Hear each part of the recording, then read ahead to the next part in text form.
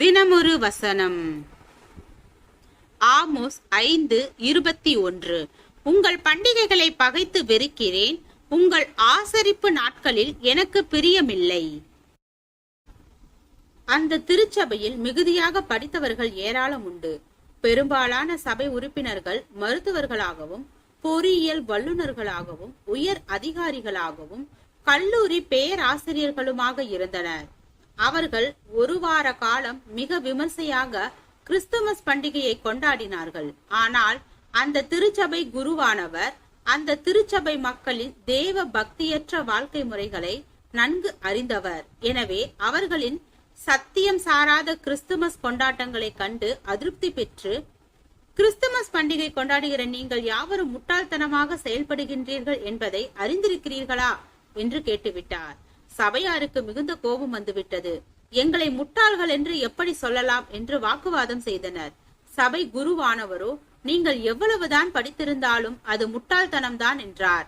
நீங்கள் இயேசுவினால் பெற வேண்டிய பாவ மன்னிப்பையோ ரட்சிப்பையோ பெறவில்லை, அவருடைய போதனைகளின்படி வாழவில்லை, அவருடைய வழிகளில் நடக்கவில்லை, அவரால் எந்த பயனையும் அடையாத நீங்கள் அவர் பிறந்ததை எண்ணி கொண்டாடுவது முட்டாள்தனம் இல்லையா என்று விளக்கம் கொடுத்தார்.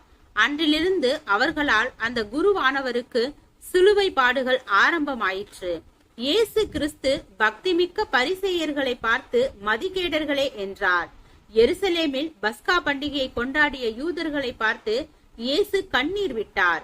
கலாத்திய திருச்சபை மக்களை பார்த்து புத்தியில்லாத கலாத்தியர்களே என்றான் அப்போஸ்தலனாகிய பவுல். ஆம், நாம் அர்த்தம் உணராமல் தேவ நோக்கம் அறியாமல் உண்மையான பலனை பெறாமல் செய்கின்ற எந்த ஒரு ஆன்மீக செயலும் முட்டாள்தனமான விஷயங்களே.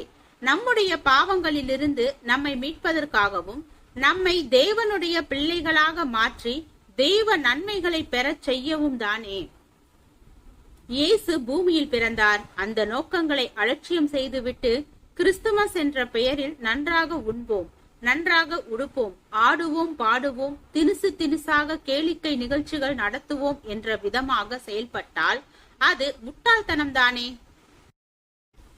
ஜெபம். தேவனுக்கு ஸ்தோத்திரம். தேவனே, நாங்கள் எங்களுடைய வாழ்க்கையில் தேவ ஐக்கியத்தில் நிலைத்து இருப்பவராகவும் விசுவாசத்தில் உண்மையுள்ளவராகவும் சரியான வழியில் நடப்பவர்களாகவும் வேதத்தை பின்பற்றுபவர்களாகவும் வாழ கிருபை பாராட்டும். ஆமென்.